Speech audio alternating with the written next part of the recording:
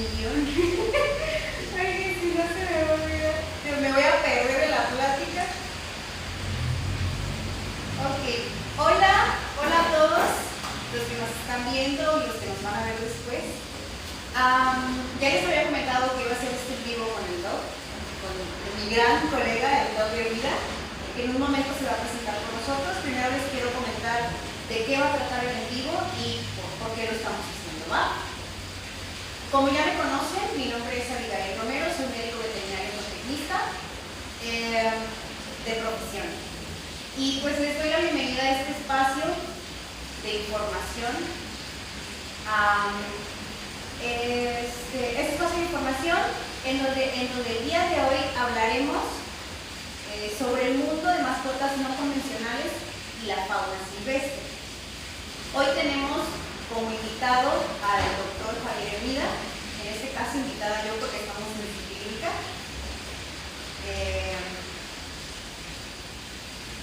Y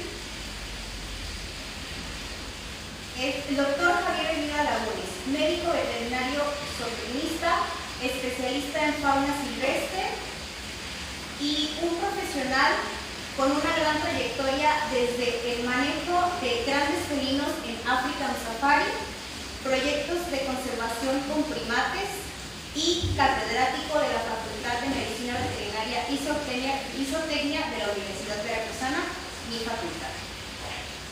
Nuestra facultad. ¿Ok? En toda esta trayectoria, el doc ha dedicado su parte veterinaria a la medicina, el manejo, el comportamiento y bienestar de la fauna silvestre dentro y fuera de su hábitat, porque pues recuerden que muchas personas ya tienen como mascotas a fauna silvestre.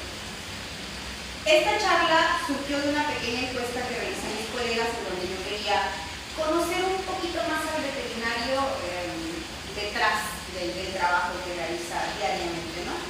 Además de estos temas que mencioné al principio, que es como de que el título, tips, negligencias más comunes y bienestar de mascotas no convencionales, aparte de eso que vamos a hablar,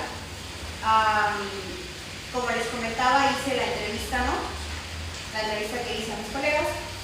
Las respuestas están en Instagram, por si quieren ir a verlas, igual les pongo ahí en mis redes. Esta charla surgió de esa entrevista porque el doc nos debe la respuesta de la pregunta número 2, que dice así: ¿qué te motiva a ejercer tu profesión? Decidimos realizar esto porque pues, este es un tema muy complejo. O sea, los veterinarios realmente, tenemos muchos motivos por el cual diariamente ejercemos con distintas especies, ¿no? Ok, posterior a la presentación del doc, ahorita vamos a darle chance que se presente y después la respuesta vamos a comenzar a abordar los temas de la charla. Y los temas siguientes son negligencias en general, vamos a mencionar las más comunes que en este caso se presentan en su práctica, porque como les mencioné, él es especialista en fauna silvestre, mascotas no convencionales, dietas incorrectas y correctas. Punto número 3, enriquecimiento ambiental. Punto número 4, tenencia ilegal en nuestro país en este caso. Y pues algunas cositas que vayan saliendo.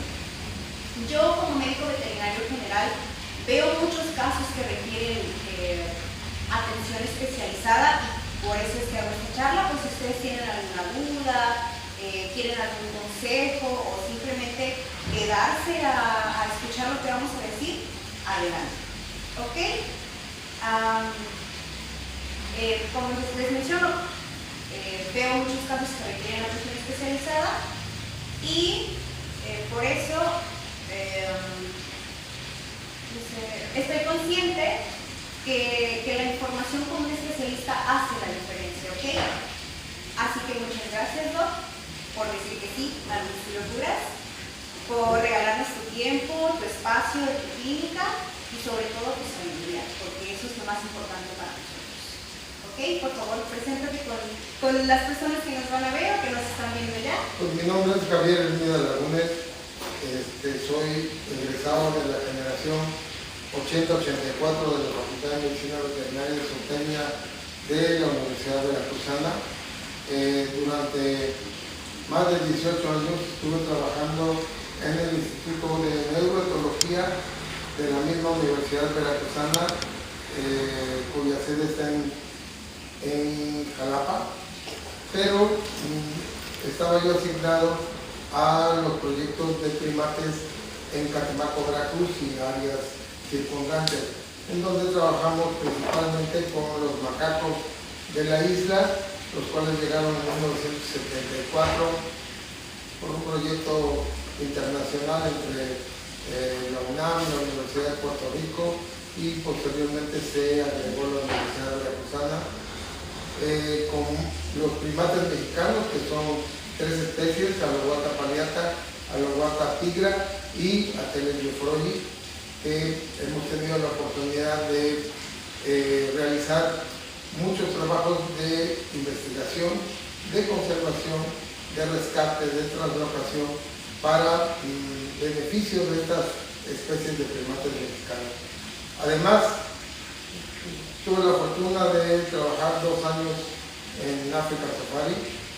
¿Qué te comenta que fue su primer trabajo, verdad? Sí, exacto, fue mi primer trabajo, y realmente de ahí nació toda la inquietud por trabajar con fauna silvestre y animales de zoológicos y exóticos. Y posteriormente ingresé a la Facultad de Medicina Veterinaria y Zootecnia y abrí un consultorio veterinario que se llama ASVET, que significa Asesoría y Servicio Veterinario. Nos faltó comentar que el doc es catedrático de la facultad. No, sí lo comenté. ¿Sí lo comenté? Sí. Hablé tantas cosas que yo no sé ni qué dije. Pero sí, otra vez, de nuevo, el doc es catedrático, o sea, da clases en la facultad. Y a mí no me tocó que me diera clases porque yo fui generación pandemia, pero, o sea, mis medicinas sí, y mis... Durante el 2020 y pero es que no son opcionales, doc, no digas. Sí, no digas que no hubo, porque sí hubo. Bueno, pero sí, esas eran optativas, ¿verdad? Sí, la fauna sigue siendo. Sí. Órale, wow. Bueno, pues ya tienes algo más que agregar a tu presentación. No, sería realmente todo, ¿no? Sí, pues lo más relevante, o sea, él se ha dedicado desde su primer trabajo a medicina de fauna, lo sigue haciendo y en la escuela lo sigue haciendo, entonces su vida gira en torno a esto, ¿no? Y fíjate que siempre quise trabajar con ganado, y trabajaba yo, me gusta mucho porque dentro de mi familia, mis abuelos tuvieron rancho, y me gustaba mucho el ambiente del rancho, las vacas y todo eso, y de hecho tengo cursos de reproducción bovina, de inseminación artificial, de transferencia de embrión, etc. Pero la vida me llevaba, iba yo a trabajar en bovinos y ¡pum!, me caían chambas de fauna silvestre. Me iba yo a trabajar a bovinos y ¡pum!, me tocaba trabajar con fauna silvestre. Entonces dije, ¿para qué me hago esto? Ya, sí, todo está fluyendo, ¿no? Sí. Ok. Bueno, pues vamos a continuar. De nuevo igual, muchas gracias por tu participación. Vamos a comenzar esta charla me gustaría que mencionaras las especies que más se presentan en tu clínica diaria. Actualmente tenemos un flujo muy alto de roedores y lagomorfos. Lagomorfos, donde están contenidos los conejos, y roedores desde hámster, cuyos, ratas, incluso chinchillos. Este año creo que llegó un termo y ahí lo atendimos. Pero eso, y después los citácidos. Sí, yo pienso que también cuestión muy preocupante, porque las 22 especies de citácidos mexicanos están protegidas por la NOM 059 de la Semarnat 2010, y es algo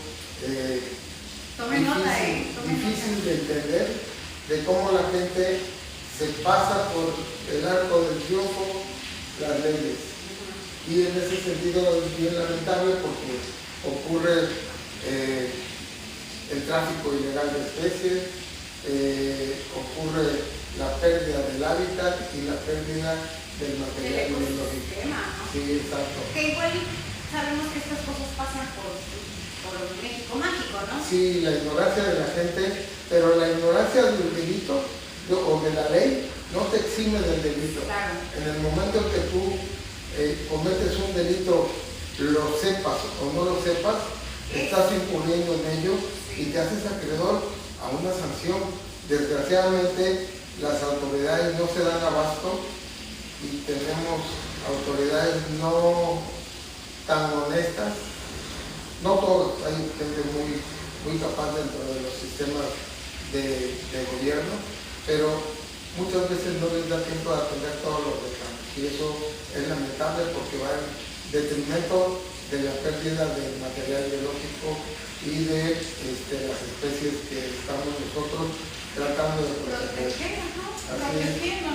Y otros más son los reptiles, dentro de los que tenemos todo lo que son cocodrilos, lo que son tortugas principalmente, e iguánidos, sí, una gran cantidad de iguanas acuden, van, pero no en la misma proporción que los reptiles antes mencionados. Siempre son más tortugas, iguanas, uno que otro lagarto, algún varano que me ha tocado ver, y en general eso, ¿no? Pero eso de los de fauna silvestre, erizo africano. Sí, los erizos. Actualmente hay mucha gente que consume para su egocentricidad erizo. Para su vacío, sí, su vacío emocional. Porque luego no saben ni cómo manejarlos, luego no saben ni cómo medicarlos. Pero ellos tienen un erizo. Y ya, y con eso sí. ¿Y qué mascota tienes? Un erizo. Ay, ¿cómo se llama? ¿Y puedes con él? No, porque me pica. Chico. Pobrecito animal. Entonces, desde ahí viene el desconocimiento de qué puedes y qué no puedes hacer con ellos. Y de repente les dices, oye, ¿cómo interaccionas con él? Casi no, porque como es nocturno, desde ahí te das cuenta que jamás se informaron que el ciclo circadiano de estos animales es crepuscular y nocturno, y que si se lo compraste a tu hijo que va en la primaria, tú lo quieres dormir a las 9, 10 de la noche y el erizo a esa hora está empezando a tener actividad. Entonces, no porque quieras tener actividad con tu erizo vas a tener despierto a tu hijo a altas horas de la noche, que es cuando empiezan a comer, a jugar, a todo lo demás. Entonces, esa ignorancia del tema hace que muchas veces se abandonen incluso estas especies por falta de atención, que nunca puedas interaccionar con ellos porque no se dejan manejar, nunca estás para ellos, o que los alteres fisiológicamente porque quieres jugar con ellos en el día cuando ellos deberían estar durmiendo. Entonces, todo este tipo de situaciones pues genera un descontrol en cuanto pues al estrés que se le puede proporcionar a estos animales. Sí, ok. Y por ejemplo, ahorita ya mencionaste igual algunos errores, ¿no? Pues, como más comunes, que en este caso serían no informarse de los puntos como claves para tener un animal de esos, como de que son nocturnos, de tal temperatura, tal clima, no sé, ¿no? Y cuéntanos qué cosas ves, o sea, qué errores más comunes ves en estas especies, en los citáceos, por ejemplo. La alimentación. La dieta.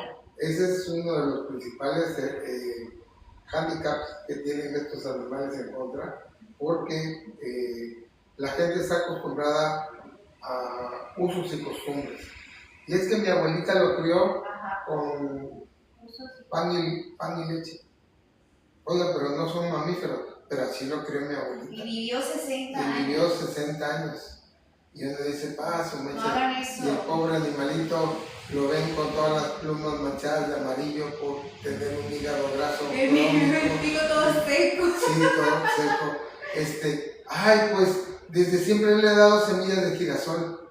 cuando en vida libre ellos no consumen semillas de girasol. No. El girasol es una planta que se da en áreas donde no hay sombra, pero se llama girasol. Y generalmente donde los loros y los citáceos en general habitan es la selva o los bosques tropicales, y generalmente el dosel de la selva no permite la entrada de luz y que se desarrolle el girasol, la planta de girasol. Entonces no es algo que ellos consuman, lo cual también no los nutre y llegan a la larga, no es algo que sea inmediato, pero sí a la larga a presentar enfermedades correspondientes a una mala nutrición, ¿sí? Y todo ello pues, va en detrimento de las especies. El segundo error más grande que comete la gente es encerrar a un ave en una jaula de 50 por 40. En estas jaulitas Sí. típicas que son así, Que ¿no? son así y que lo tienen ahí, lo tienen, generalmente te la venden con un columpio que está hecho de una lámina recta que deforma las patas en lugar. ¿Cuándo han visto una? O sea, ¿cómo perchan las gallinas tan solo, no? ¿Cómo perchan los animales en vida libre? En ramas redondas generalmente. Entonces, Un árbol. que hay que proporcionarles diferentes grosores de rama para que el animal tenga la misma funcionalidad que tiene en vida libre, ¿no? Una rama gruesa, una rama mediana, una rama pequeña, pero que ellos pueden tener esa variedad en cuanto a su forma de perchar, y esto va a evitar problemas de deformación de sus garras. Sí. No, y tan segundo. solo, o sea, y la jaula, o sea, no tiene que ser una jaula de esas, mínimo un espacio. Y todo esto, la falta de sol, que muchas veces no se les proporciona cuando ellos también necesitan de los efectos del sol para la vitamina D y poder fijar el calcio y muchas funciones que tiene la vitamina D de forma metabólica y hormonal, y que de esa manera pues podemos nosotros considerar que podrían tener una buena calidad de vida. ¿Sí? Pero generalmente los citácidos son los tres principales errores que comete la gente, ¿no? Tiene 40 años con nosotros, metido en una jaula de diminutas proporciones, sin salir, ¿no? Jamás ha emprendido el vuelo, jamás ha tenido la oportunidad de desarrollar los músculos para producir el vuelo, ni nada por el estilo, porque, ay, aquí lo tenemos. Oiga, no se vaya a escapar. Y juega usted con él, no se deja, pica. Y entonces es un animal súper solitario que está enclaustrado, desgraciadamente, en una pequeña jaula. Sí. Oiga, pero ¿por qué? Es que a mí me gustan mucho los loros. Me gusta verlo. Si le gustara, lo dejaría en libertad, no en estas circunstancias, sino cuando tuvo la oportunidad de hacerlo, antes de improntarlo y antes de hacerlo dependiente del consumo de lo que usted le provee como alimentación. Y regresando a la alimentación, ¿qué recomiendas tú como buena dieta? Pues vayamos a lo básico. O sea, algo que pueda comprar cualquier persona. ¿Qué consume un loro en la selva? Pues todos los frutos que se dan en la selva, ciruelas, mango, pueden consumir mamey, zapote mamey, naranja, incluso llegan a comer algunas tunas, ¿sí? Llegan a comer insectos, son insectívoros, de repente se comen una lagartija y no pasa nada. En época de escasez, incluso, no, saben perfectamente que es proteína. Los insectos, la quitina, también para ellos es una proteína de excelente calidad. En el caso muy particular de escasez alimenticia, llegan a consumir huevos de otros nidos. ¿Sí? ¿Por qué? Porque saben que son proteínas. Entonces, de alguna manera esas carencias las suplen por lo que existe en la selva. Entonces diríamos que son omnívoros. No propiamente, ¿Cómo diríamos ese término? No, porque son más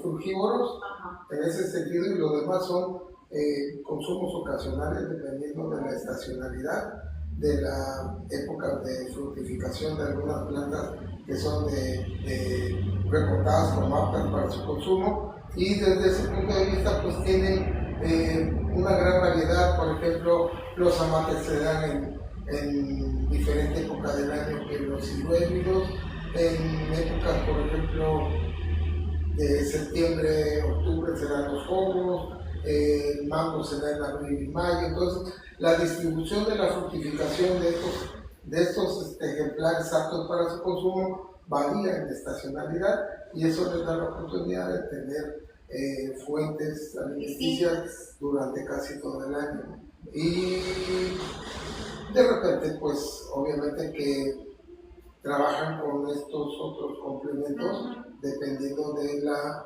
escasez de alimento. Okay.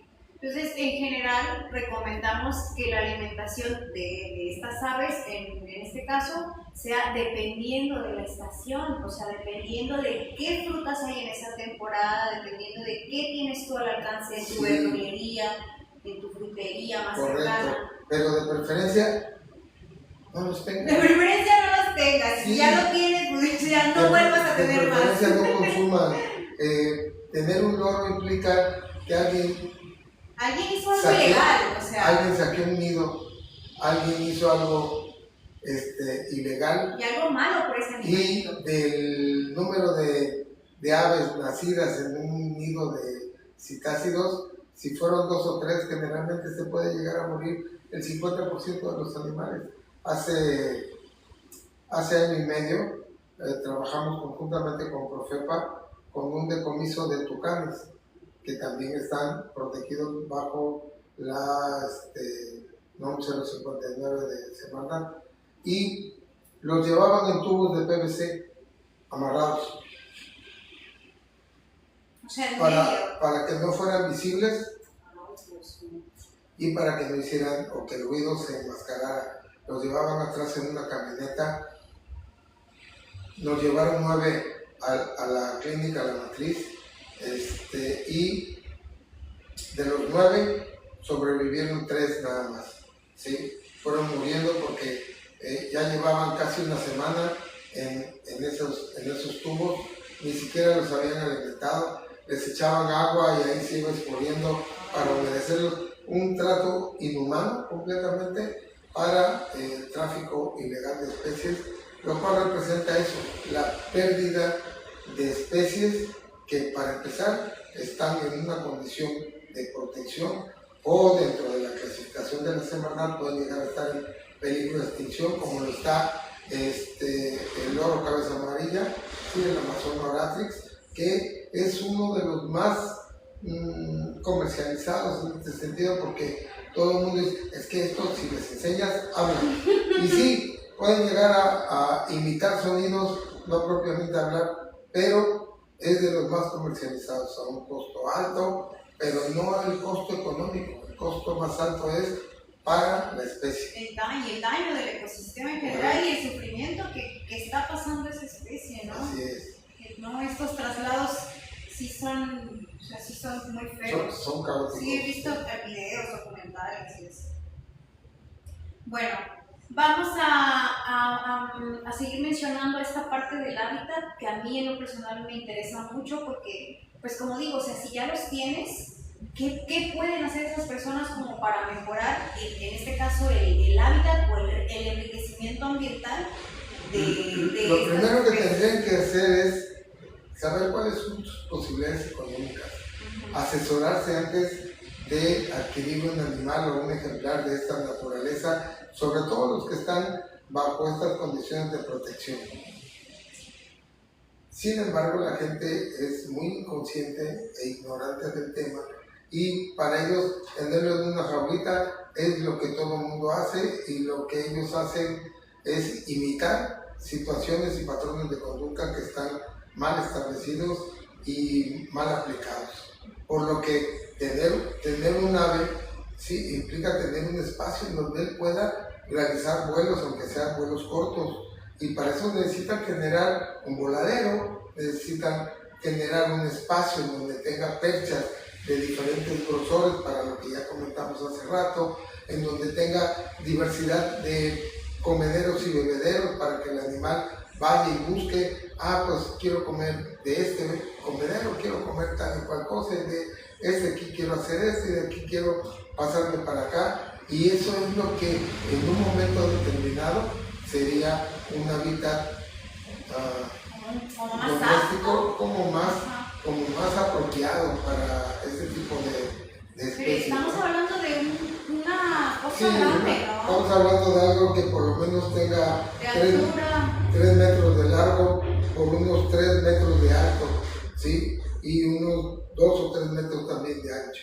Y eso representaría también algo inadecuado con respecto a lo que ellos usan en vida libre para realizar sus recorridos diarios, ¿no? Ya que sí recorren bastantes distancias buscando su alimentación. Entonces, parte de todo eso viene con la falta de recursos para hacer eso, porque a veces ya me tocó ir a ver un loro que lo tenía en una jaula muy pequeña. El loro era como este tamaño, y como lo metieron ahí desde polluelo, recién emplumado, pues aparentemente la jaula era del tamaño adecuado para este animalito.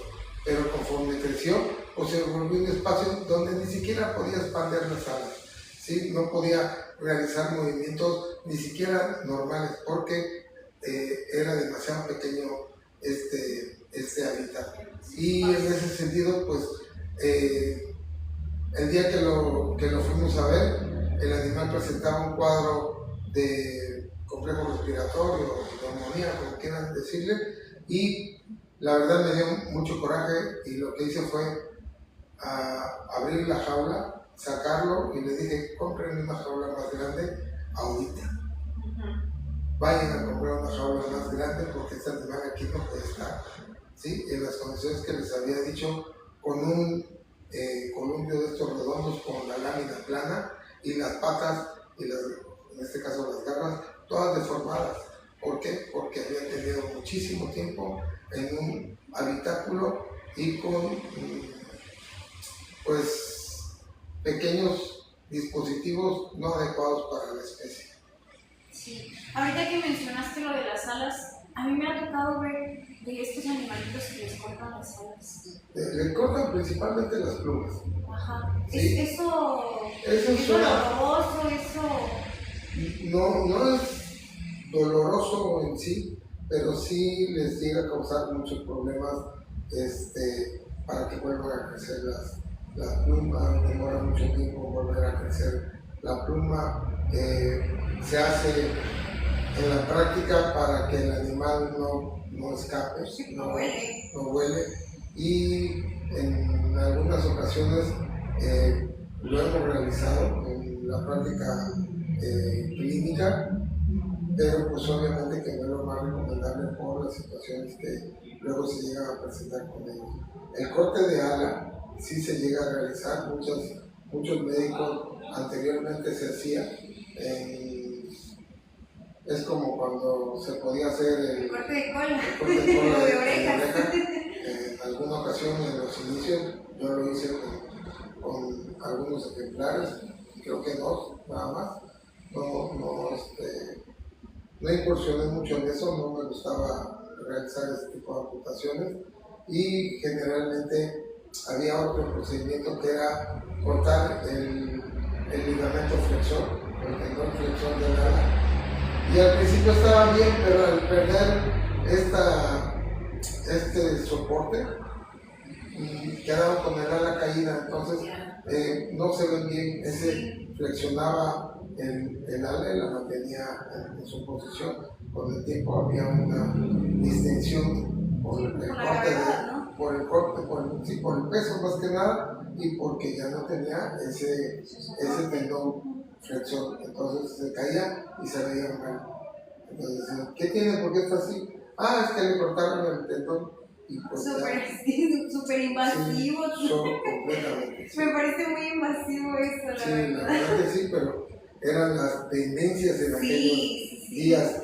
Y hemos ido aprendiendo y hemos ido corrigiendo errores Sí. en la práctica médica. Sí, igual en el caso de perros y gatos es lo mismo, o sea, las caudectomías ahorita ya no las hacemos por estética. Y de hecho están prohibidas a nivel profesional y va de por medio de tu cédula profesional. Sí, claro. Entonces ya no es algo que se realice, solamente que sea una cirugía necesaria. De carácter médico, obviamente. Exacto. O sea, algún perrito que traiga lesionada la cola, que tengas que cortarle un pedacito y ya, ¿no?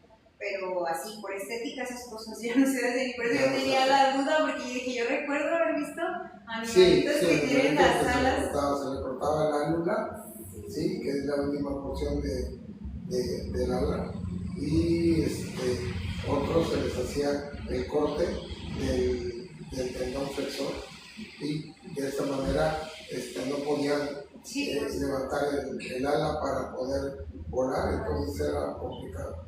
Sí. Pues yo tengo muchas dudas, porque como yo soy pues, médico de pequeñas especies y muy general, me interesa que nos compartas qué diferencias como marcadas hay en una consulta que sería como con un médico como yo y alguien como tú que me lleven un lorito. Yo a un lorito le puedo revisar qué cardíaca, qué tal, qué pico, o sea, cosas muy básicas. Principalmente debes de entender una cosa. En la escuela nos enseñan principalmente 6 especies, ¿sí? Que son animales de producción y de compañía, que son perros y gatos. Pero muchas de las cosas que nosotros tenemos que ver en fauna silvestre tienen que ver con la parte básica de la fisiología animal. Y de ahí se transforman algunas situaciones que son de orden lo que te comentaba fuera de cámara. Los chicos que a veces les doy la materia de medicina de fauna silvestre dicen, es que a mí me encantan las cebras, pero no me gusta ir a la clase de caballos.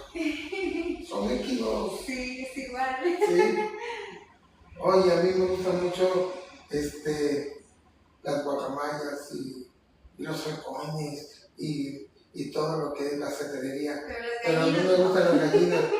La diferenciación entre el pico y la garra pues hace la especialización en cuanto a la alimentación de cada una de estas aves, que son diferentes.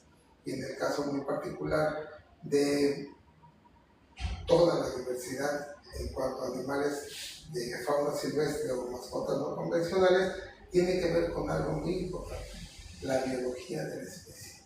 Si tú no te sabes la biología, nunca vas a saber si este animal, su ciclo circadiano es matutino, vespertino, crepuscular o nocturno, qué tipo de alimentación tiene, cuáles son las condiciones, cuáles son las necesidades de su hábitat, cuál es su alimentación, ¿sí? Porque sí, un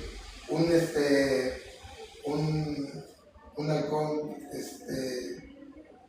que te gusta, un Harris, pues tiene pico y patas y alas y vuela, pero no come lo mismo que un loro, que también tiene pico, garras y vuela, ni una gallina, que puede ser gramínea e insectívora. Entonces, todo ese tipo de situaciones se da con base a la biología de la especie. Y eso es lo que tenemos nosotros que aprender. No podemos ser todólogos, ¿sí?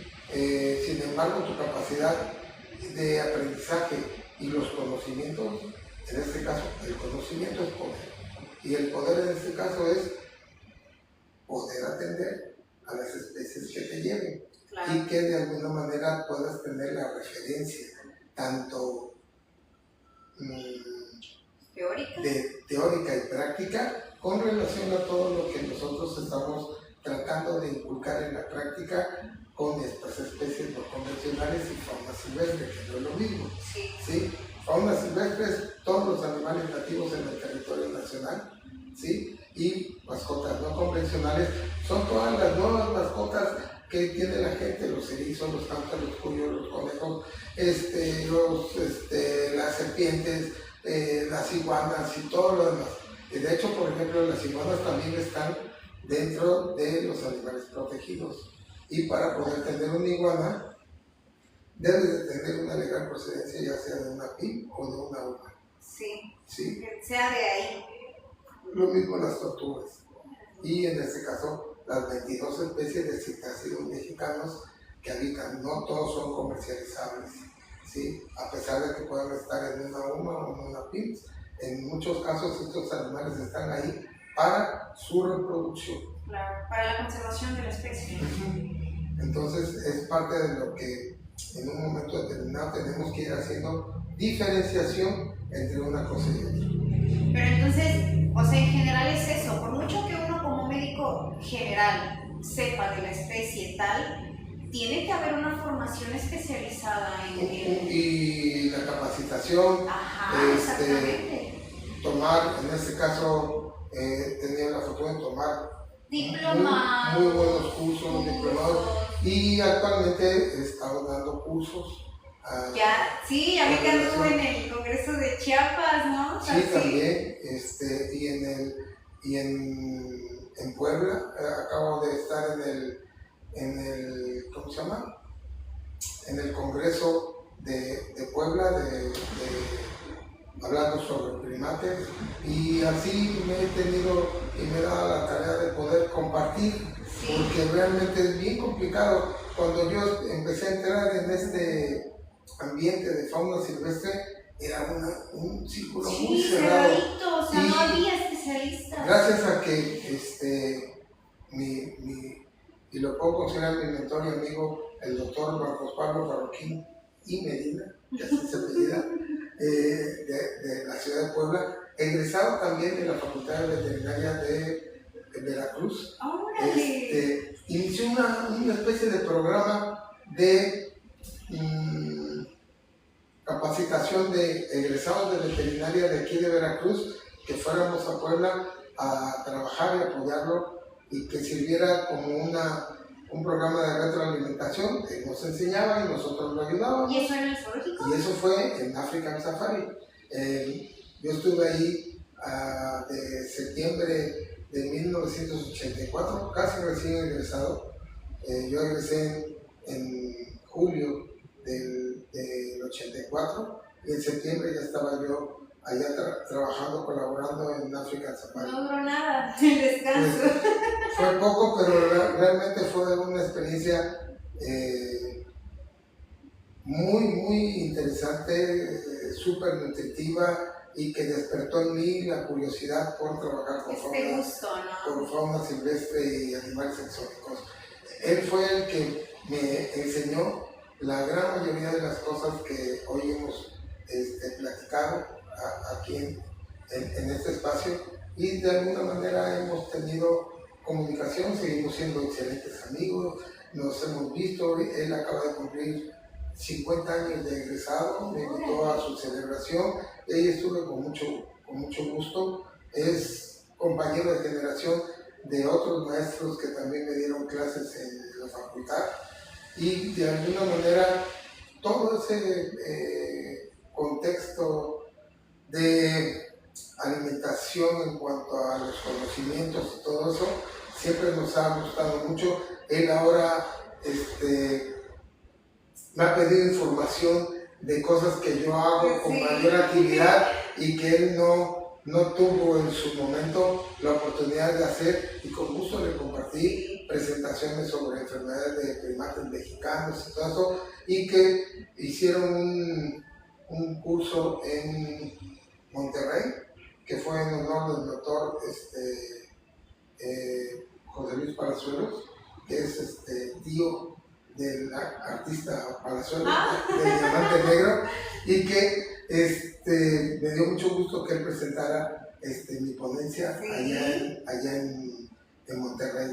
Y pues todo esto ha sido como que parte de aprender a compartir esos conocimientos. Y no en ese entonces, que era súper difícil entrar a un zoológico, entrar a un área de conservación o a un instituto que se dedicara a ese tipo de situaciones. Actualmente también colaboro con el INECOL, con el doctor Juan Carlos Sergio Silva, ¿sí? Y realmente es una persona que tiene una apertura para la captación de estudiantes y apoyarlos en la realización de tesis de licenciatura, de maestría, de doctorado y postdoctorales, porque tiene esa visión y esa misión de poder sacar estudiantes que puedan participar y hacer más por las especies silvestres, y con una capacidad de transmisión del conocimiento increíble. Es un tipazo, y la verdad es que de alguna manera nosotros nos hemos involucrado en eso. Él trabaja principalmente con primates y últimamente hemos realizado proyectos de translocación y proyectos de conservación y de tratamiento de animales que están bajo algunos tratamientos médicos para resolver algunos problemas que se han llegado a presentar, y nos da la pauta para ver la enorme falta de personal capacitado para poder realizar esto. Pero tenemos la cuestión de las actualizaciones de los estudiantes, en que las generaciones actuales y unos añitos atrás creen que trabajar con fauna silvestre es utilizar pantalón cargo de 30 bolsas, chaleco de 200 bolsas, la bota, sí, zaracón, y estar sentado en una oficina con aire acondicionado y atrás con póster de animales. Y no es así. Realmente hemos tenido que ir a trabajar con el agua hasta la cintura. Sí, no me imagino. Hemos tenido que ir a trabajar en condiciones completamente adversas para lo que cualquier, incluso médico veterinario que trabaja con ganados, pues está lloviendo, no me voy, ni el ganadero quiere trabajar. Y aquí nos tocó trabajar para rescatar un grupo de monos aulladores en los inicios de todo esto con el Instituto de Neuroetología, en donde estaban quemando el potrero. La lumbre nos llegaba a 10 metros y el calor era insoportable.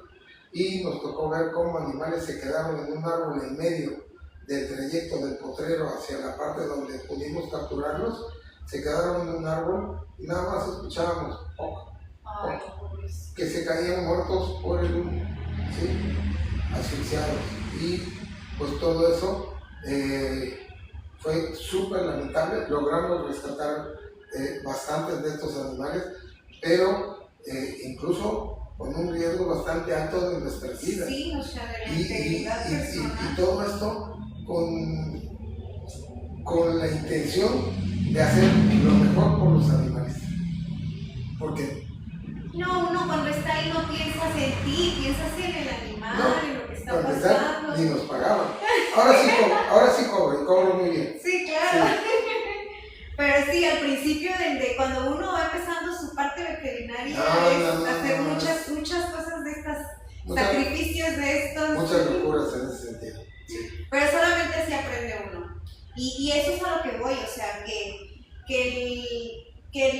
como el punto inicial, la importancia de acudir con un especialista es eso, o sea, es que ellos, en este caso alguien de fauna y mascotas no convencionales, tienen toda esa formación de vivir directamente el hábitat de esas especies, lo que sucede con esas especies, lo que comen esas especies, lo que tal, todo. O sea, no es lo mismo ir con un médico veterinario que tiene una clínica ahí en tu colonia, acudir con un especialista. Eso es lo que yo quiero que les quede muy claro, porque a mí luego me preguntan cosas y es como de que no, señores, o sea, yo me dedico a perros y gatos, tienen que acudir con especialistas. Hay que cambiar esa mentalidad, así como van con el especialista humano, sí, también tienen que ir con el especialista de sus animales. Con el oftalmólogo, con el sí. ¿Cómo se llama? Con el ortopedista, con el gastroenterólogo, claro, todo con eso, el dermatólogo. Hay que acudir con alguien que tenga los conocimientos necesarios y suficientes para resolver los problemas. Y a veces, por desgracia, muchos de estos animales llegan a la clínica ya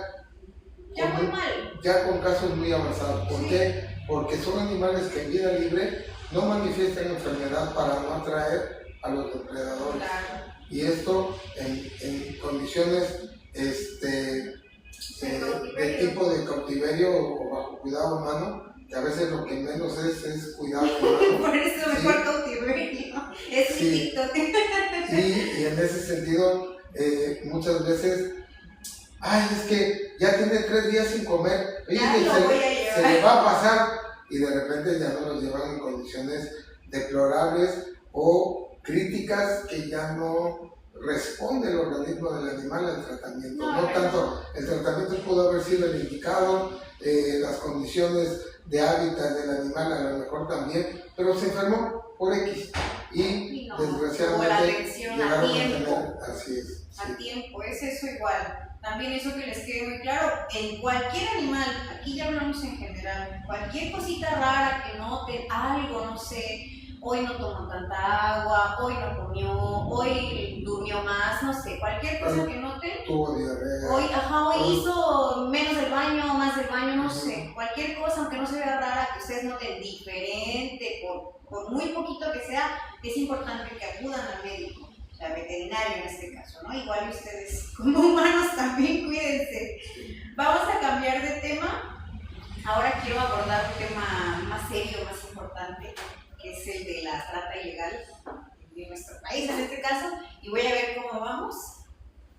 Ahorita ya no hay en vivo, ¿no? Ahí está, ¿todo bien? Bueno, esto es un punto muy importante porque la gran mayoría de la gente que tiene animales de manera ilegal y de forma furtiva, de gente que hace tráfico de especies, están en un ilícito y deberían ser sancionados fuertemente. Sí. ¿Por qué? Porque va en contra de la naturaleza, va en contra de los ecosistemas, va en contra de las especies, del equilibrio también, y sobre todo que no saben cómo tenerlo. No se informan, o sea, no es tanto que no sepan, es que no quieren informar. Y ya cuando llegan, como dices tú, con un especialista y les dicen, no, pues la consulta vale tanto. ¿Cómo? Es muy caro.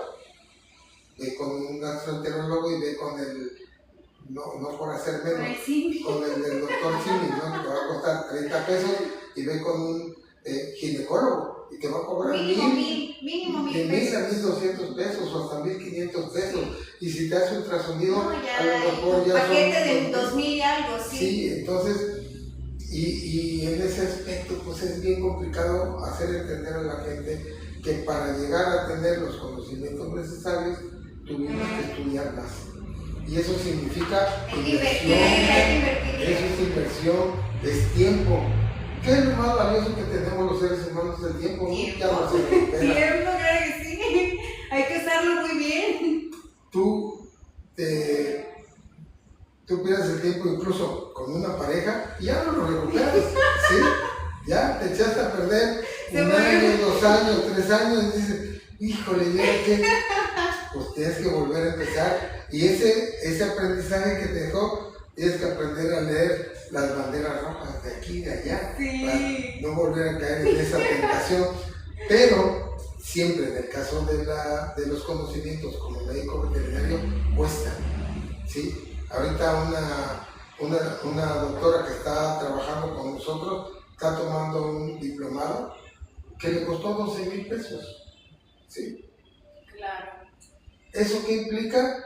Pues una inversión fuerte. Y la gente llega, y te preguntan, oye, ¿cuánto me cobra por una consulta de un animalito así chiquito? Es que no tiene que ver el tamaño, es como si ustedes llevan a sus niños de 1 mes de nacidos al pediatra. Va a ser menos, ¿no? Y luego se lo llevan de 10 años, que todavía los ve el pediatra, ¿sí?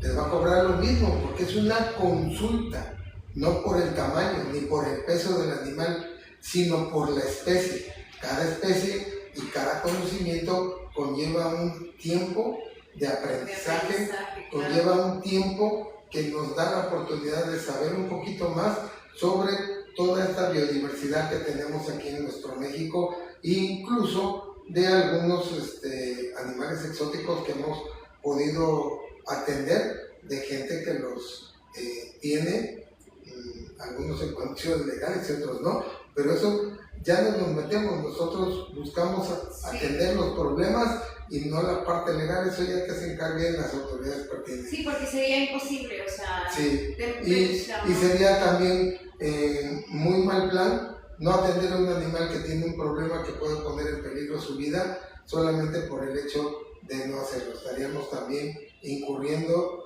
en falta de ética profesional.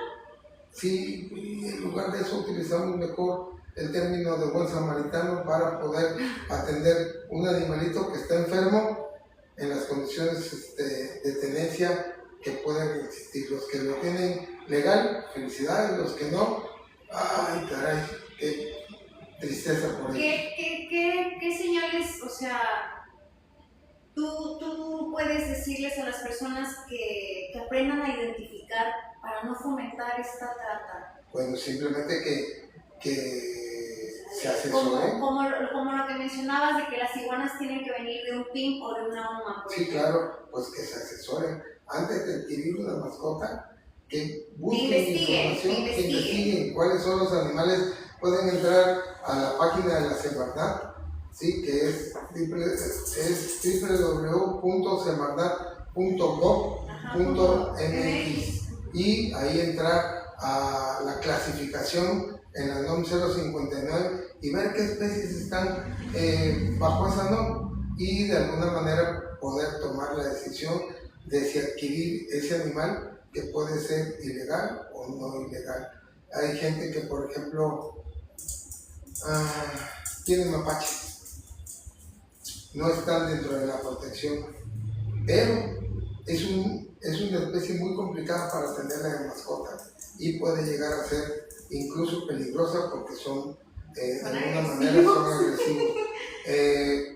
Comparten enfermedades, por ejemplo, son plantígrados y comparten enfermedades con el perro, ¿sí? Como moquillo y como parvovirus. Entonces, de esta forma, tenemos que protegerlos también. Rabia es del orden de salud público. Ellos también pueden adquirir o transmitir la rabia, y por ende debemos de cuidar todos estos detalles básicos en cuanto a los cuidados inmunológicos y en cuanto a los cuidados nutricionales, pero sobre todo los cuidados de manejo, porque son animales que pueden llegar a ser agresivos con sus propietarios, simplemente porque quisiste agarrar su comida, porque quisiste retirarlo del espacio donde él estaba y en ese momento no estaba de buenas y ¡pum!, ya te cargó con una mordida, con un arañazo que te puede infectar a ti también.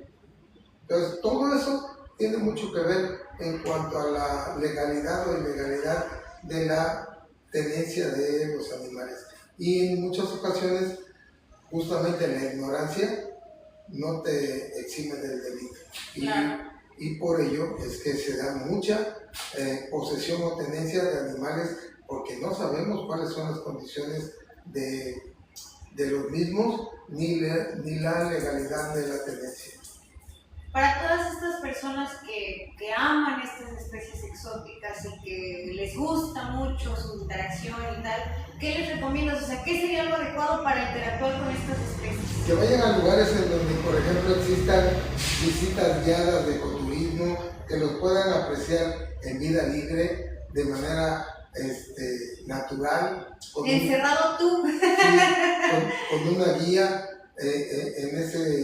o con un guía que les pueda dar la información pertinente, tanto de la vegetación que existe en esos lugares, con la interpretación de los animales que habitan esos ecosistemas y que nos dan la pauta para poderlos apreciar en su ambiente natural y no encerrados bajo condiciones lamentables y deplorables para la especie. Sí, en donde no pueden realmente demostrar estas formas de interactuar propias de la especie, o sea, no hay manera que un animal de esos en cautiverio lo disfrutes como realmente lo vas a disfrutar si vas a alguna UMA, si vas a algún y estando en cautiverio, su conducta cambia, claro, porque ya no se ve en las condiciones en que normalmente lo debería de exteriorizar.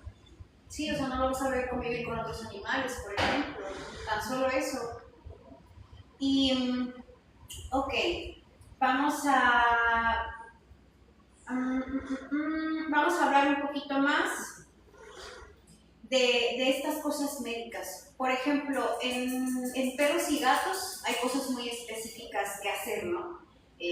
La vacunación, ¿no? La vacunación anual de su vacuna sextuple, la vacunación anual de su triple felina, el test de leucemia, o sea, esas cositas que hacemos nosotros. ¿Qué cosas como estas específicas hay en tu práctica, o sea, en estas especies? Sí, por ejemplo, en el caso de felinos también se aplican el mismo tipo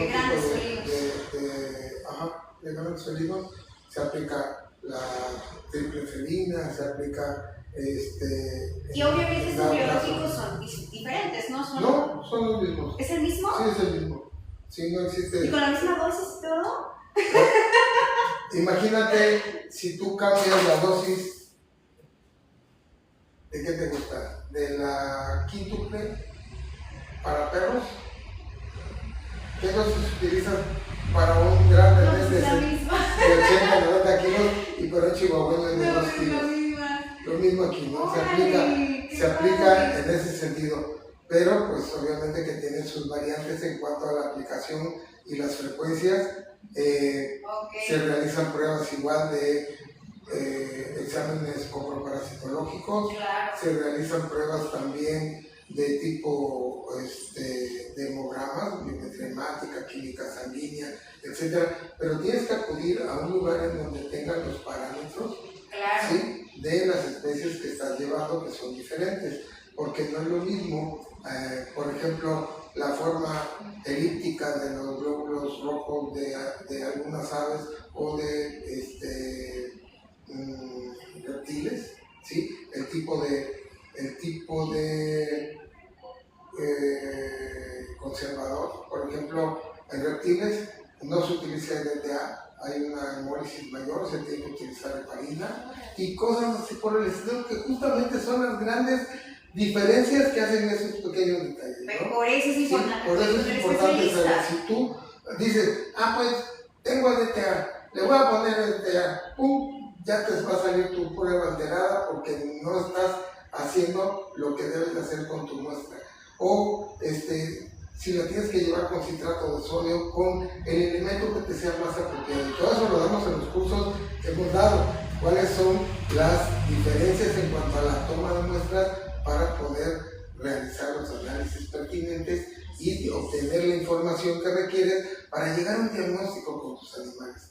¿Sí? Y en ese sentido, la medicina preventiva se hace igual, dependiendo de los hallazgos en los exámenes parasitológicos, se utiliza el desparasitante adecuado, las dosis correctas por especie, ¿sí? No es lo mismo, por ejemplo, dar un praziquantel en un reptil que dar un praziquantel en un perro o un gato.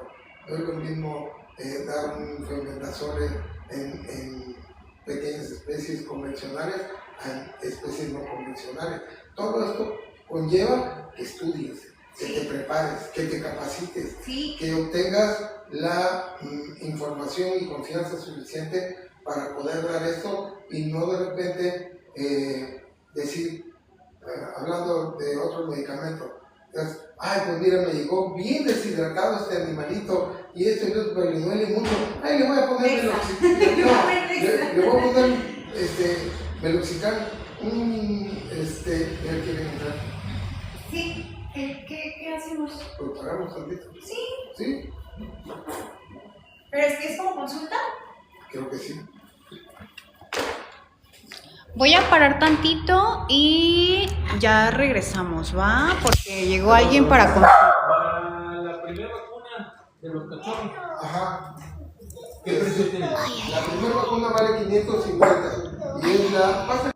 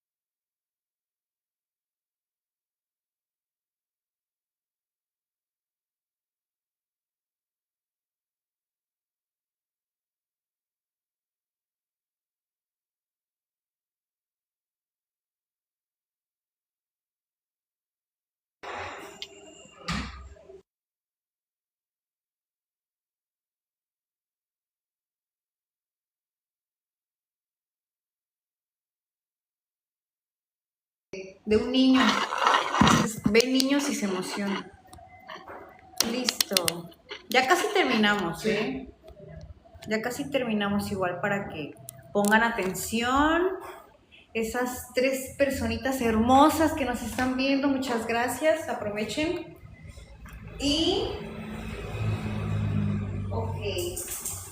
Estábamos hablando de esta medicina preventiva, ¿no? Sí. En grandes especies, en estas Cualquier especies especie, diferentes, hay ¿no? diferentes tipos de parásitos. Obviamente unos son muy específicos de especie y eso pues nos da la pauta para poder... Especie de zona también. También, si no es lo mismo desierto que trópico, que montaña, Sí. etcétera, porque existe toda esa biodiversidad en cuanto, por ejemplo, a los parásitos y con ello también a los vectores o huéspedes intermediarios de estos, ¿no? Por ejemplo, te hablo del mono aullador.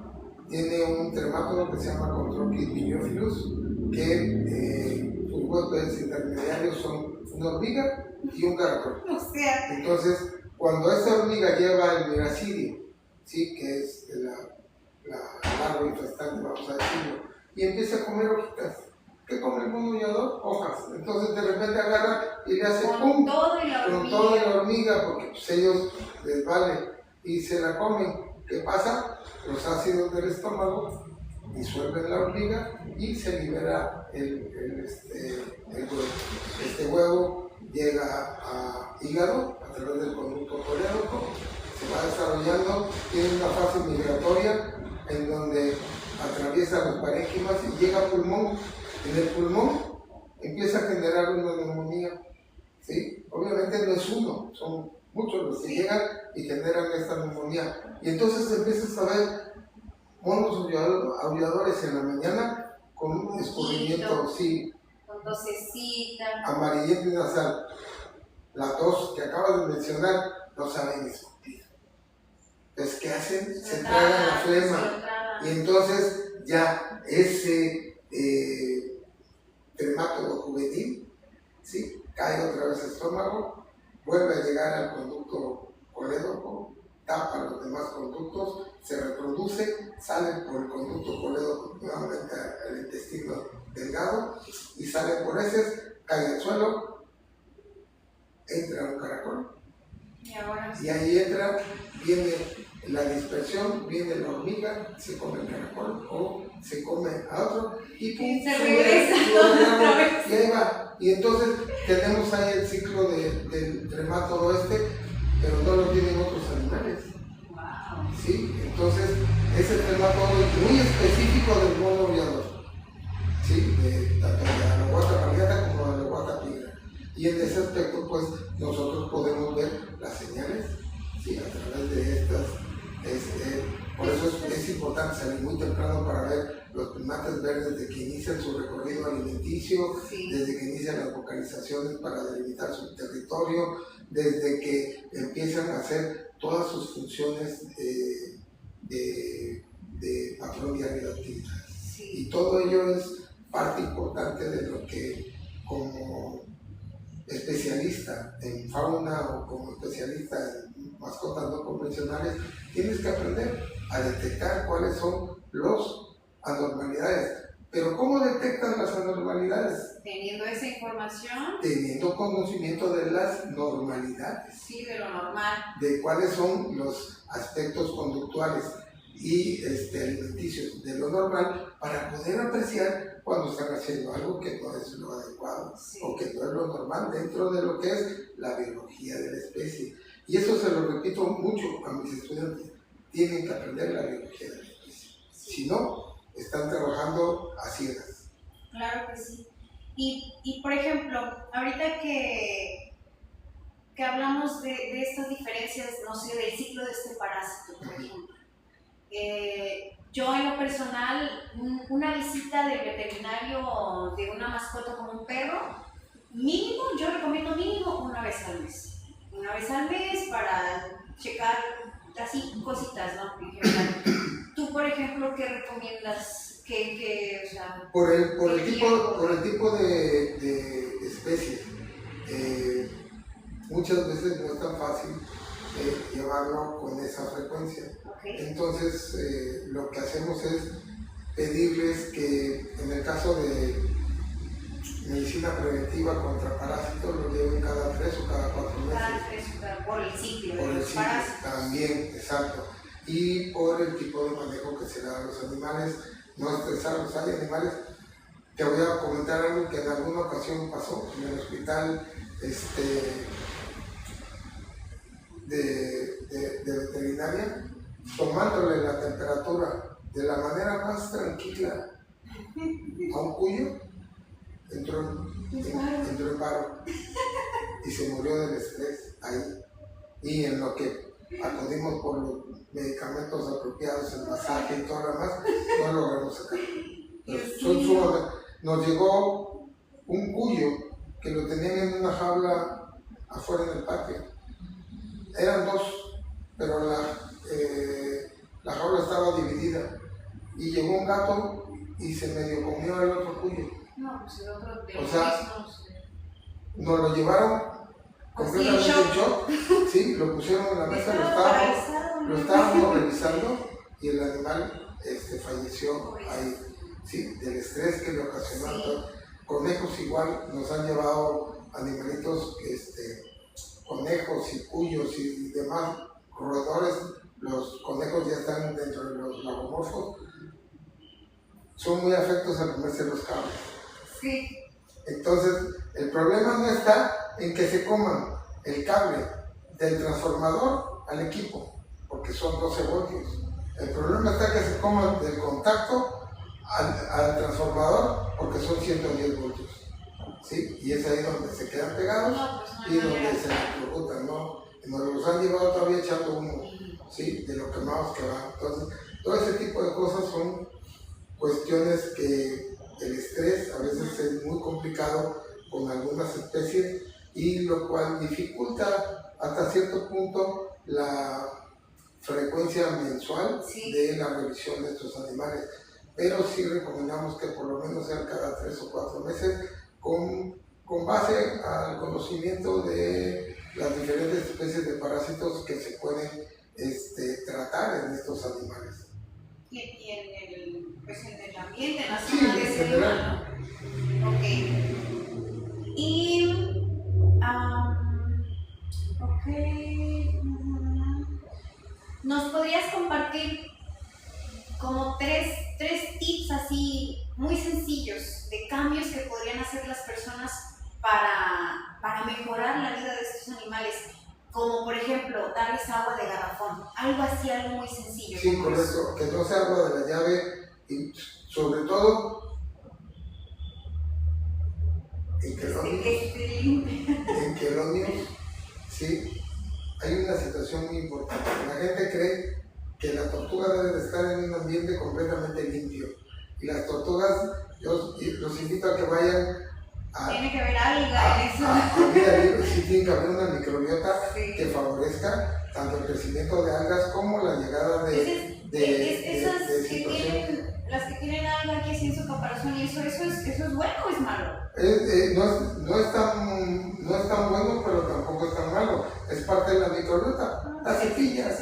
Sí, cada determinado tiempo. Eso no nos tiene que detener a que tengan su hábitat. La gente agarra y dice, es que yo le cambio el agua diario. ¿Qué usan? Agua de la llave clorada. Sí. Pobres ojos. ¿Qué hace el cloro? Pues inhibe la reproducción bacteriana y ellos necesitan tener un equilibrio entre bacterias y hongos. Claro. Y eso, si baja la carga o la microbiota bacteriana, aumenta la micótica. Y si al revés le das una cosa contra los hongos, pues aumenta la bacteriana. Y todo este desequilibrio lleva a trastornos que pueden ser infecciones o dermatomicosis que pueden alterar las funciones de salud. Que ya tienes que dar tratamientos específicos y todo lo demás. Gente que tiene sus tortugas en una pecera y que no les proporciona un área en donde puedan estar en lo seco, donde las tienen adentro de la casa y todavía prenden el clima porque qué calor hace y le prenden el clima. Cuando la temperatura hay algo que se llama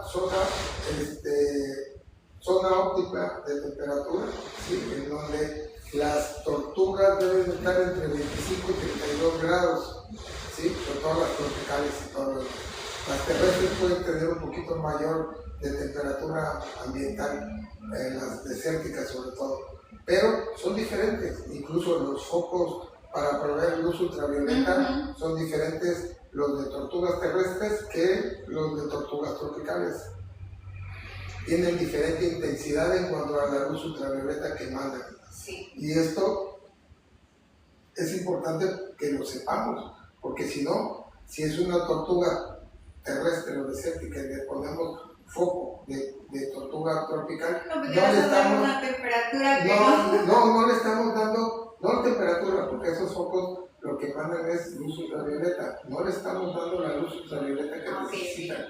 En ese sentido, es mayor la necesidad de las tortugas desérticas y terrestres que las... Entonces es algo limitado. Sí, claro, es diferente. ¿Y qué pasa? Mucha gente que las tiene y dice, no, pero yo la tengo en un mueble en donde lo tengo en la ventana y pasa, y lo tienen en una pecera. El cristal no deja pasar la luz ultravioleta adecuadamente. Entonces, el hecho de que tú creas que le está dando el sol no está cubriendo sus necesidades lumínicas en este caso. Y, oye, ¿por qué tiene piramidismo? Oye, ¿por qué tiene hemo, que es enfermedad metabólica ósea? Pues porque nunca le has proporcionado sol. No, sí, ahí la tengo. Eso no es un sol adecuado para ella.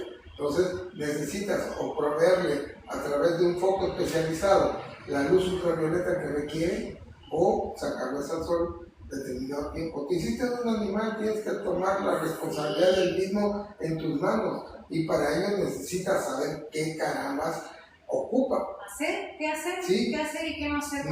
No se les cambia el agua todos los días y menos con agua clorada. Ellos deben de vivir en un ambiente con una cierta cantidad de biomasa de microbiota en su entorno. Y esto representa que tienen que estar con detritus que van generando ellos mismos, que van a ocasionar esa formación. Y en ese sentido tenemos la ignorancia de la gente, que es que ya huele feo. Y si te duda la tortuga, ¿cómo querías que oliera? Sí, se hace Sí, ahí, o sea, tiene que oler raro. Tiene que oler diferente, tiene que oler raro. Lo mismo con una iguana, también lo tiene una pecera. ¿Qué viene? La presión del hábitat. ¿Por qué? Porque la pecera va a llegar el momento en que es insuficiente de tamaño para el crecimiento de la iguana. Y entonces, oye, es que mi compadre tiene una iguana del mismo tiempo que esta, año y medio o 2 años, ¿sí? Y la de él está el doble de grande. La de él está así, bien verde, dice.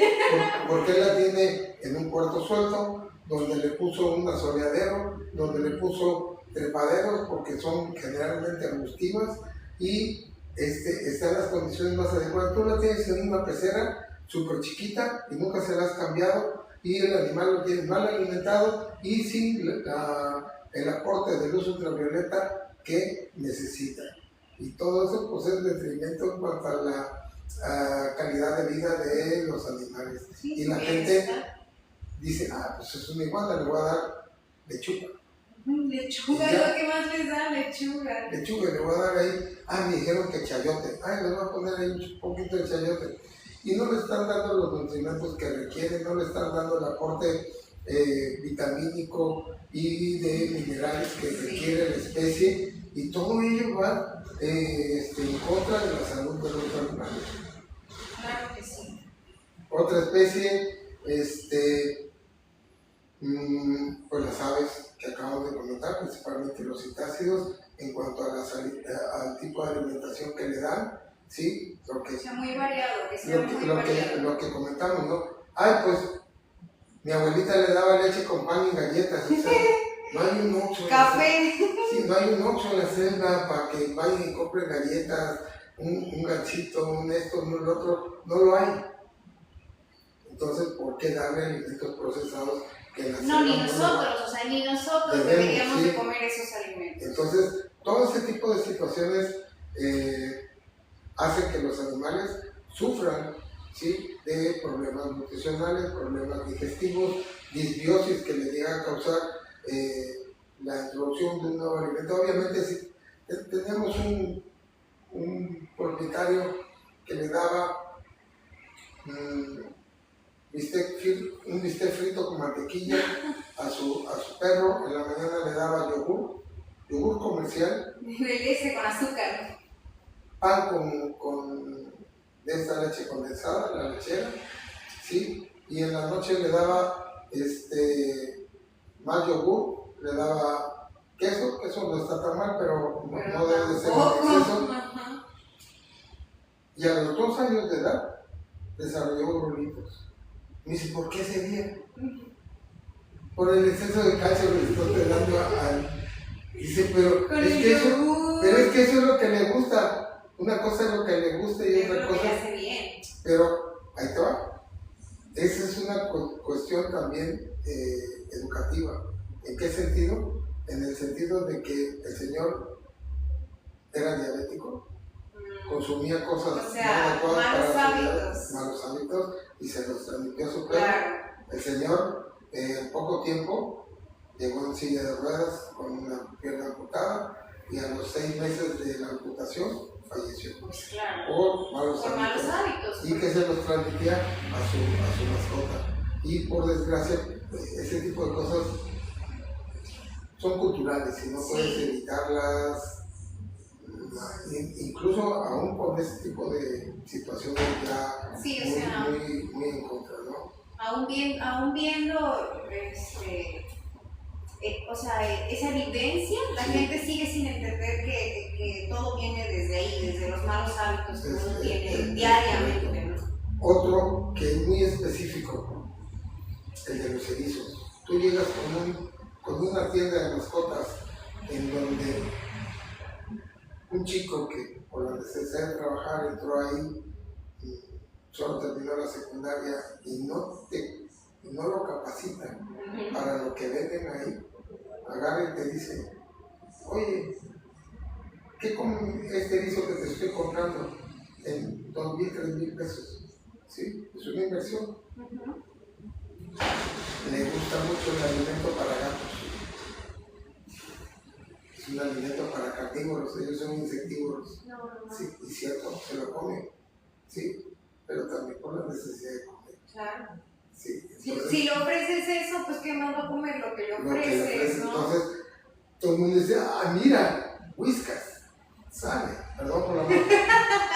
Dice, 8 de cada 10. No recomendamos, no recomendamos. Prefieren Whiskas, 8 de cada 10 se enferman 8 de cada 10 se mueren de problemas urinarios.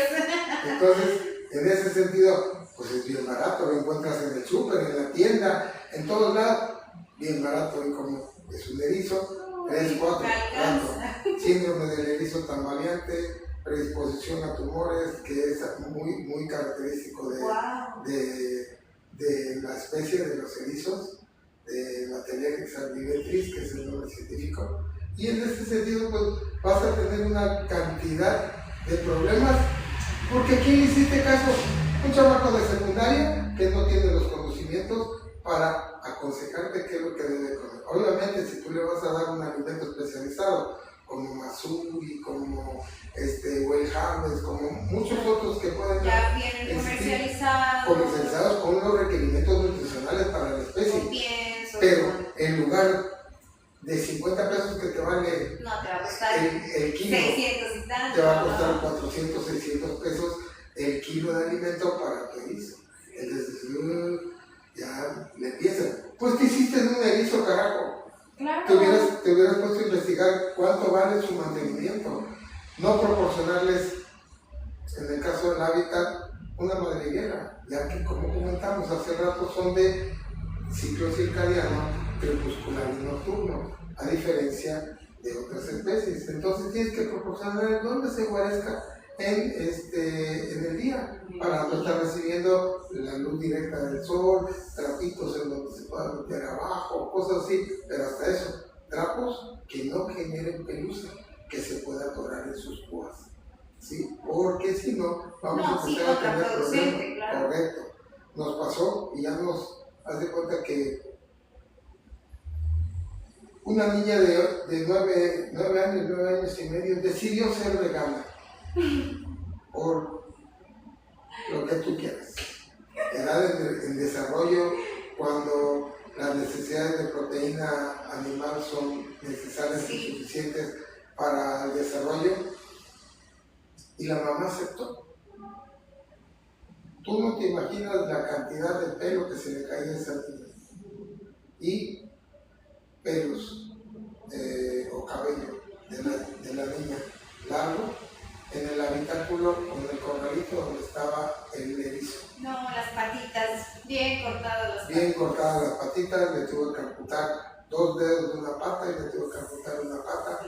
El problema no viene ahí, el problema viene en la responsabilidad como tutor y en la irresponsabilidad como padre. Sí. Como el pobrecito animalito cojeaba, ya no le gustó a la niña y lo fueron a tirar al bulevar. Prácticamente, o sea... Sí, de que lo fui a liberar, dicen. Sí. ¿Cómo vas a liberar una especie que no es tu hábitat? Y ahí lo dejaron y pues obviamente cualquier perro... Alguien lo atropelló o algo. Y le hicieron, pobrecito animal, ¿no? Cuando le preguntamos porque queríamos ver cómo seguía... Sí, claro, el postoperatorio. Ay, fíjese que se nos perdió. Sí, y pues... Sí nos enojamos mucho con este tipo de cosas. Entonces, en ese sentido, ya se tiene erizo, no sabes manejarlo. Tienen el músculo orbicular, que es el que hace que se enconche, y si no sabes agarrarlo o cómo liberar el músculo para que lo puedas pellizcar, tienen una piel muy laxa, lo pellizcas y entonces el animal queda así. Entonces ya lo puedes revisar, checar constantes fisiológicas, etcétera, etcétera, y medicar en muchas oportunidades. No lo sabes hacer, se te enferma un animal de esos y le dices, le tienes que dar esto cada 12 o cada 24 horas. Muchas veces buscamos medicamentos que por manejo se den cada 24 horas porque justamente son difíciles de manipular. Pero si es una enfermedad muy específica y requiere, por ejemplo, de una cefalosporina o, ¿qué te gusta?, de un azulfo con trimetril, que las manejarías cada 8 o cada 12 horas, entonces ya se complica la situación. Sí. Si una vez al día, muchas veces 3, no lo pueden hacer, va a ser un show. que lleguen al tercer o cuarto día, Ya no puedo. no le puedo dar el medicamento y no se ha compuesto, pues si no le da el medicamento, ¿cómo se va a componer? Oye, doctor, si ustedes aquí le dan el medicamento, le digo, mire, eso se llama hospitalización. No es lo mismo que pensión. La pensión es darle de comer, limpiarle, sacarlo, ver que esté en óptimas condiciones. La hospitalización requiere la atención de un médico, ¿sí?, que le dé los medicamentos en tiempo y forma, ¿sí?, y eso implica adecuado. Así es, y eso implica conocimiento, y eso cuesta tanto. Y eso implica sueldo. Exacto, pero ¿cómo? Si es un medicito. Sí, señora. Lo mismo se cobra para este erizo que para un perro de 60, 70 kilos. Sí. ¿Sí? ¿Por qué? Porque es exactamente el mismo valor dentro del manejo. Ya si fuese una especie distinta, entonces probablemente tenga otro costo, pero no sería... Y otro costo más elevado. Sí, claro, más elevado. Y cosas así por el estilo. Con esas especies, con lo que son citácidos, con lo que son roedores, reptiles, y en este caso erizos, son de mal manejo y que más muchas veces sí más comunes son. Se complica todo, ¿no? Todo, porque, ay, oiga, pero es que el oro pica. Pues sí. Sí, le digo, los que tienen dientes muerden, los que tienen pico pican. Sí. Le digo, ¿y qué esperaba? ¿Una lavadora? Que lave. Sí. Le digo, pues no, le digo, oiga, es que la iguana me mordió. Ah, qué pues bueno. se va a hacer. Ay, que me pegó un coletazo. Así se defiende. Sí. Algo hiciste. Algo hiciste que no le gustó. Ay, y, Dios mío. ¿cómo se llama? Oiga, ¿y cómo le doy el medicamento a la tortuga si esconde la cabeza? Aquí le enseñamos cómo hacerlo. Es que no puse atención. Y tantas cosas que hay. Pueden grabar un video en ese momento. Y voy con mi frase que me ha llevado a tener incluso actas en la escuela. Haters. Tomen ácido fólico y pongan atención a las indicaciones de su médico y en ese sentido van a poder realizar algunas cosas. A lo mejor no tienes tú las habilidades. En esta vida se pagan por dos cosas principalmente. Por la sabiduría. Por lo que no sabes hacer y por lo que no quieres hacer. ¿Sí? A lo mejor sí entendiste cómo darle, Pero no no lo quiero. quieres hacer, pues paga. Sí. ¿Sí? Yo no sé de mecánica, lo llevo con el mecánico porque él sabe cuál es el tornillo, la tuerca, el dispositivo, lo demás. Yo no, ¿sí? No es algo que se me dé Sí. de manera oportuna. Entonces, pago para que alguien lo haga. Claro. ¿Sí? Y no me empiezo a inventar, le voy a echar aceite de oliva al motor porque dicen que es bueno para la Es salud. que ese es mejor, ¿no? Sí, claro, ¿no? Entonces, en ese sentido... Porque es que así son ustedes los doctores. Exactamente. Entonces, le vamos a hacer más daño a algo, ¿sí? Que beneficio. Y es uno de los temas que tienes ahí también, Sí. la automedicación. La automedicación. Y esa automedicación, O sea, es parte de estas negligencias que queremos sí, mire, evitar de los tutores. hace tiempo nos tocó el caso de una señora que le dejaron a cuidar una leona, cachorrita, bien bonita, y de repente se le cae y empezó a claudicar del miembro anterior derecho.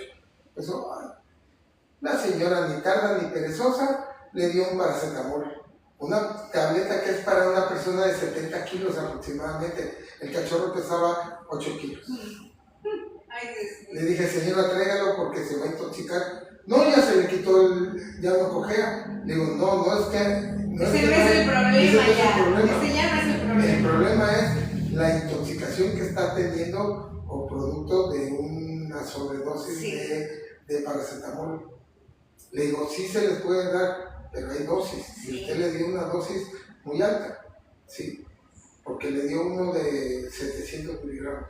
Entonces era muy alto. Y a los 3 días nos llegó nos habló, oiga doctor, voy saliendo para allá, porque era de Alvarado, nos los trajo y allá en el hospital, en Nasbet, lo puso en la mesa Y ya. y ya iba Fue con todo. respiración agónica de Kussmaul, ya iba con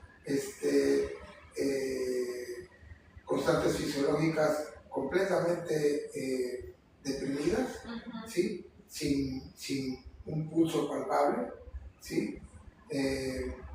Con una frecuencia cardíaca, ya era una bradicardia, Sí, una claro. bradipnea, todo este tipo de situaciones que se dan cuando hay este tipo de situaciones. Y Compensación.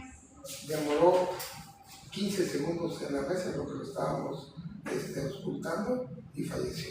Y la señora no me podía creer que porque dice, ¿usted le echó la sal? No, señor, usted le echó la sal del paracetamol al animal que no debía haber consumido. Pero ¿cómo si es tan bueno? Y que se le Para estuvo usted. diciendo, tráigalo a Para consulta. usted es bueno, ¿sí? Pero para estos animales no son buenos, ni menos en una dosis inadecuada, ¿sí? En una sobredosis.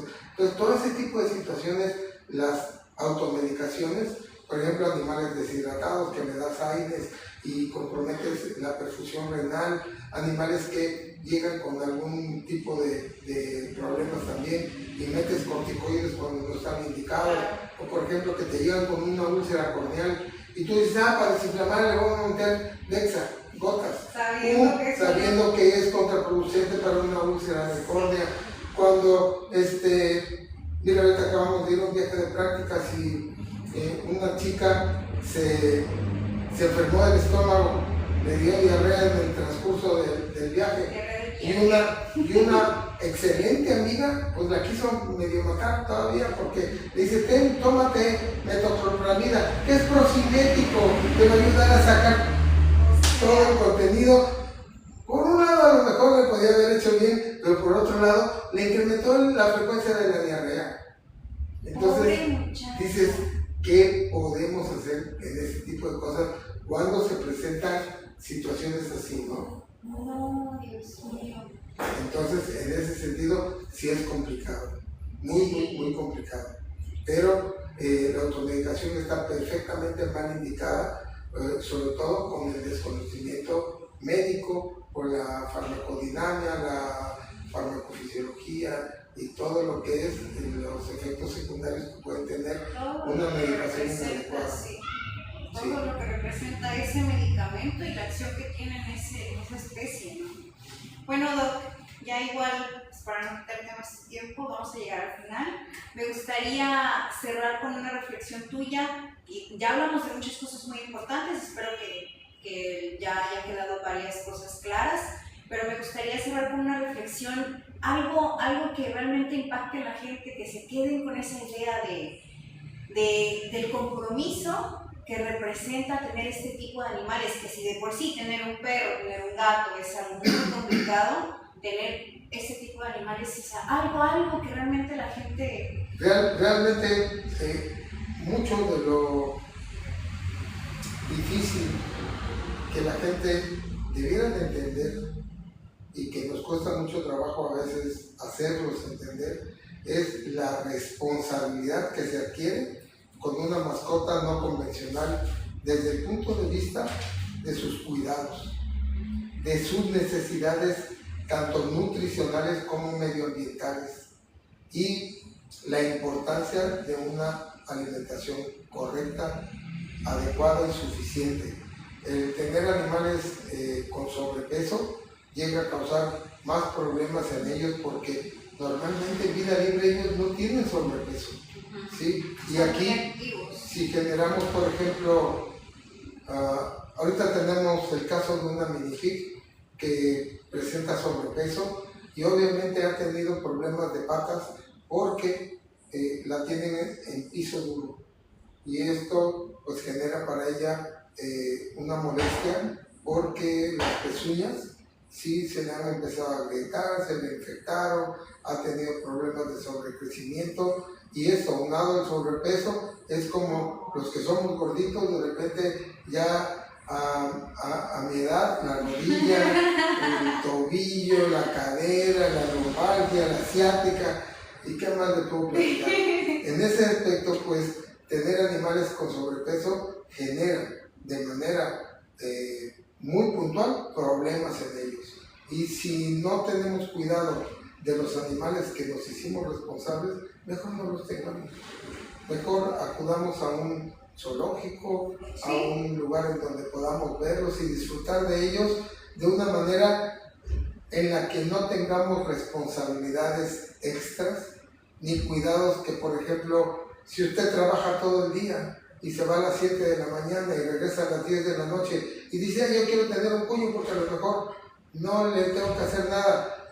Normalmente comen o deben de comer 4 o 5 veces al día, en pequeñas porciones, pero es parte de su fisiología digestiva. Del hecho de que dices, voy a comprar un perro. Y tienen un perro, hablando en general, ¿no? Y le dejan una cubeta con alimento.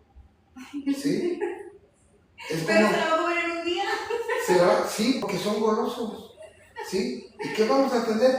Perros con problemas digestivos, por una mala educación alimenticia. Sí, por falta de tiempo en este caso. Y de conocimiento y de asesoría. ¿Por qué? Porque en lo que tú te vistes para ir al trabajo, acostumbras a tu perro a que tenga la comida disponible media hora, ¿sí? No comió, se la levanta. En un día va a entender, a Chihuahua esto nada más tiene disponibilidad de media hora. Tanto tiempo para y en comer, la noche ¿no? llegas y le vuelves a dar de comer y ahí te estás con él interactuando un rato como propietario responsable y vas a hacer que ese animalito coma 2 veces al día con las cantidades y las condiciones adecuadas para un perro. Ahora, si los perros y los gatos, que son animales convencionales como mascotas, requieren estos cuidados. Por una mascota no convencional requiere especificidades muy críticas y muy de especie, y esto hace que nosotros tengamos la necesidad de acudir con un profesional de la salud que sepa sobre los animales no convencionales y nos oriente para no cometer errores que van en detrimento de la salud de estas especies. Y para eso hay que tener economía, porque bien se sabe que la consulta con los especialistas es más costosa. Sí, así es. Entonces, en general, responsabilidad en los cuidados necesitan tiempo y economía. Si no, no tengan ningún animal de preferencia, por favor. Así es. Bueno, pues ya llegamos al final. De nuevo, muchas gracias, Doc, por compartirnos tu experiencia, tu tiempo, tu espacio y por querer siempre apoyar a las nuevas generaciones. Sí, a mí, por ejemplo. Sí. La verdad que sí, a mí me da mucho gusto cuando alguno de mis alumnos llega a trabajar con fauna silvestre. Sí. Tenemos algunos colegas que lo han estado haciendo bastante bien en este ámbito y pues de alguna manera es un orgullo para mí haber participado en la formación de estos primeros estudiantes y luego profesionales. Claro. Porque no es lo mismo profesionista que profesional. Profesionistas salen muchos. Sí, ¿verdad? Profesionales de la medicina. Profesionales pocos. Habemos pocos, porque sí. aquí somos puros profesionales. Eso.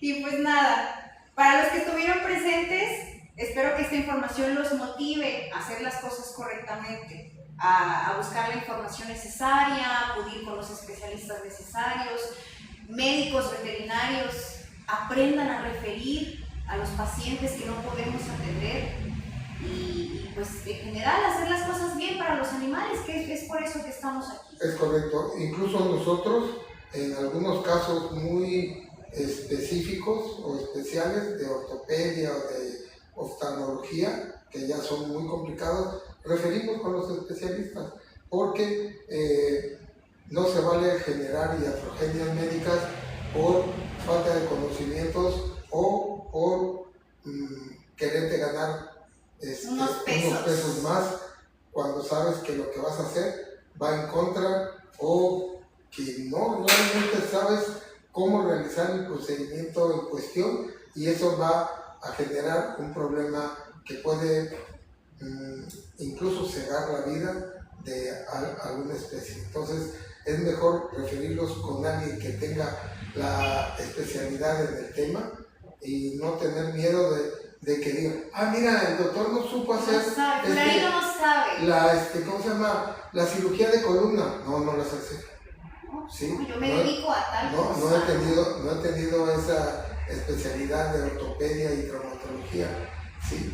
Entonces, mejor lo referimos con la gente que sí lo sabe hacer y los apoyamos y entonces tenemos un paciente que se va a recuperar y que va a tener una buena calidad de vida sin que me sienta yo mal por haber referido o por no haberme ganado unos pesos en contra de la ética médica. Bueno, muchas gracias y a los que nos dieron listo es todo. Muchas gracias por escucharnos y por ser parte de este proyecto. Ya vamos a cortar. Nos vemos. Bye.